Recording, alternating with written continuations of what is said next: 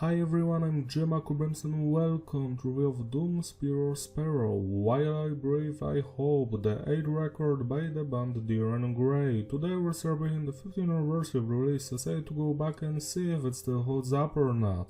I have already reviewed 4 of their other records, Vulgar, Ouroboros, Arch and the Insulated World, so go check those videos out. My story with this band is quite simple. Back in 2011, my friend from Greece, she showed me this band before this record actually dropped, and I just fell in love with their music, especially the albums Vulgar and The Marrow of a Bone. And as time went on, I've dug deep into their other releases and I've been a fan ever since. We've got the classic lineup of the band here. I actually enjoy the fact that this band never had any member change. We've got Kyo on the vocals, Karu and Dai on the guitars, Toshiya on the bass and Shinya on the drums. The production is tight, it's clean but heavy. This is the last Dir En Grey full-length release that does not sound like it's buried underneath a mile of mud. The next records just sound awful compared to this one and the previous ones, at least from the production standpoint. No loudness or no clipping, just the way I like it. Message is diverse. The songs are usually about personal struggles, relationship issues, murder, society, weird poetic stuff that you will never understand. Not even people who can speak Japanese know what the band means in half of those songs, so the message isn't actually that important, but you can find translations online for English, or if you know slightly Japanese like I do, you can go into the original lyrics, but most of them do not make any sense. Structure of the songs is all over the place. We've got songs with basic structures, so intro, verse, pre-chorus, bridge, chorus, outro. Advanced structure where songs follow that similar basic structure, but they fill in the gaps with more segments that only appear once. And the technical structure is where the band builds a song from 10 to 20 different blocks and only 2 or 3 of them ever repeat and everything else just occurs once throughout the entire thing. When it comes to the music genre of this release, this is an experimental metal album, which means we've got elements of technical death metal, progressive death metal, jazz, prog rock, progressive metal, electronic, symphonic music, groove metal, nu metal, deathcore, acoustic, all of it. Everything is here and that's quite beautiful. Now let's focus on the musicianship. Let's start with the band's drummer Shinya. His playing is phenomenal. I love his double bass work, his grooves, the style, the precision of his playing, the tempo changes. He's the beating heart of this band. Next we've got the bass, which is audible. The bassist just does not care what the guitars are doing. He's building his own melodies that fill the space in between beautifully. I love the bass lines throughout this entire release, and the bass sound is also very cool. Kudos to the bassist. Next we've got the guitar riffs by Karu and Dai, and I must say that I love the crunchy, heavy guitar tone they have on this release.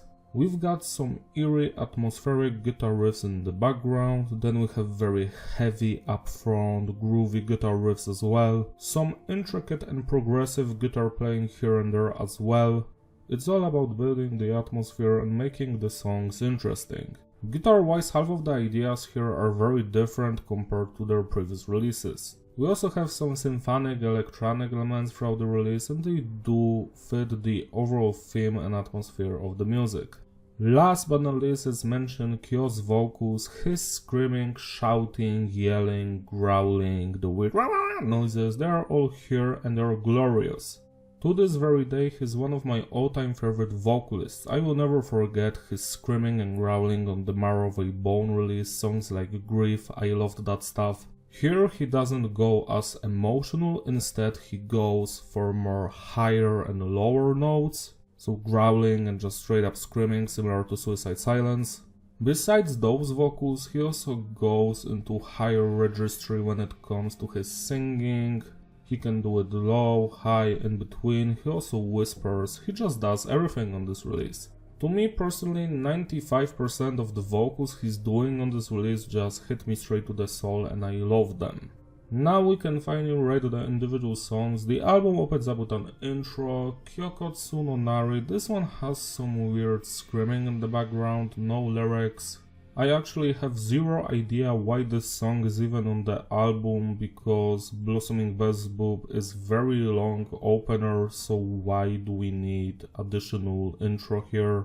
This just brings nothing to the table. For me, it's 5 out of 10. The Blossoming Beelzebub, on the other hand, is a journey through spectrum of emotions. I love the vocal performance throughout this song, the changes that occur every minute. My only complaint would be that the song is a little bit too long, which does not work in its favor. This is a problem that's going to plague the next Dir En Grey releases, where they do those very long songs that do not amount to anything interesting.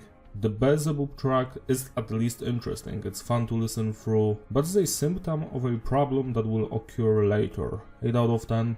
Different Sense is a single with a music video and is one of my all-time favorite songs on this release. Fantastic death metalish guitar riffs, the crunchy bass up front, interesting drumming, insane vocal performance, and that music video, what the hell is that?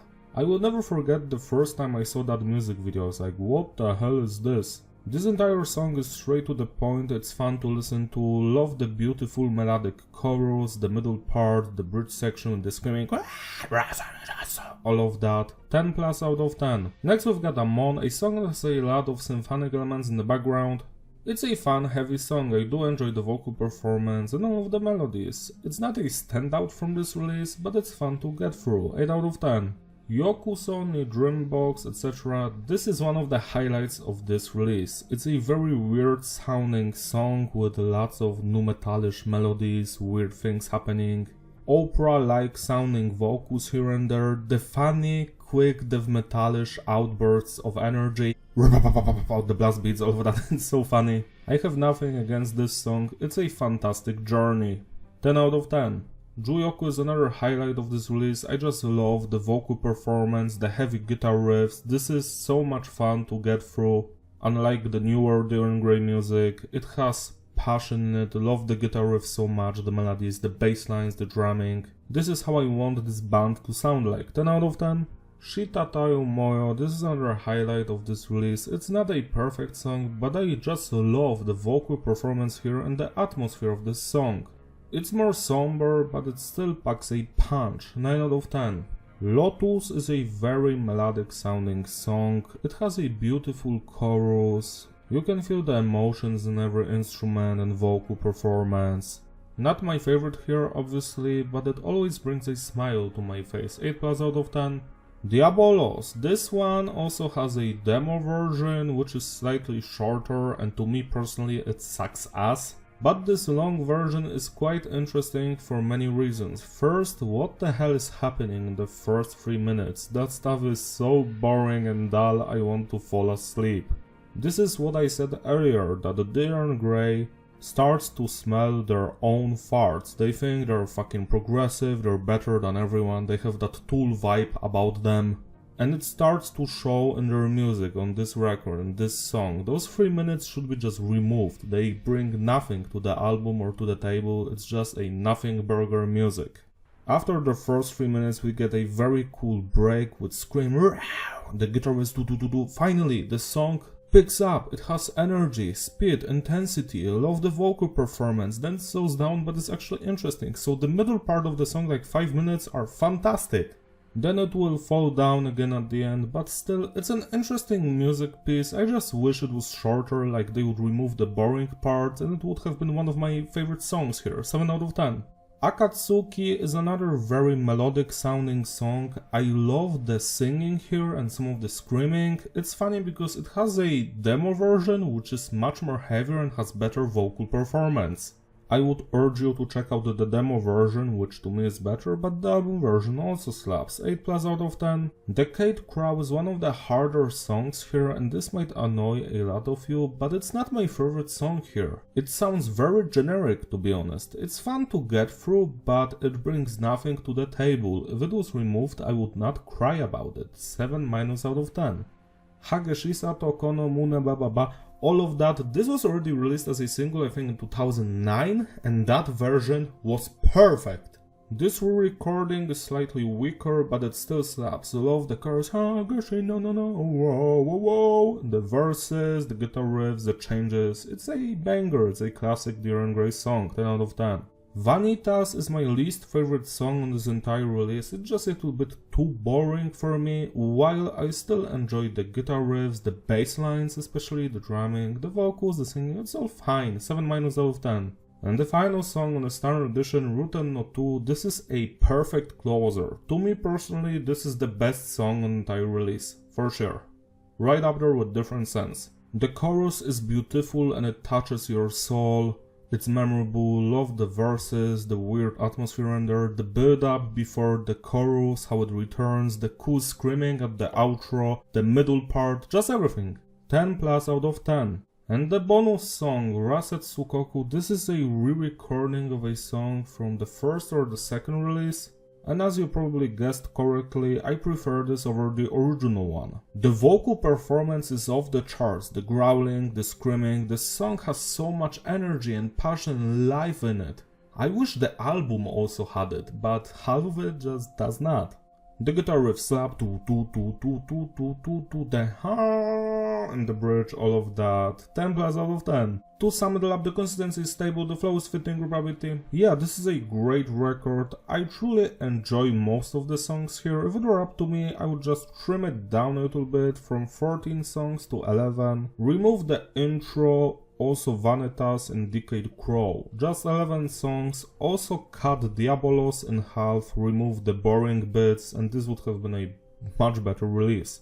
As I stated before, this is my last favorite Dir En Grey record. After that they stopped being interesting to me. I did enjoy the EP, The Unraveling from 2014, but Arch album, or however you call it, not good. The Insulated World, very boring to be quite honest.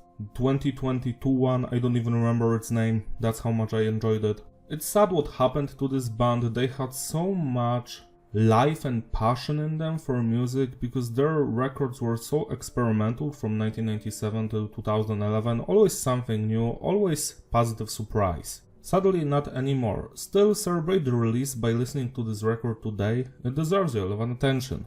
If you enjoyed this video, give it a like, subscribe, follow me on my Instagram description, shout out to my Patreon supporters who actually sponsor these videos. You are truly wonderful. You can join them if you want, so I can make you a number video, do me the cover video of your choice. See you next time, bye!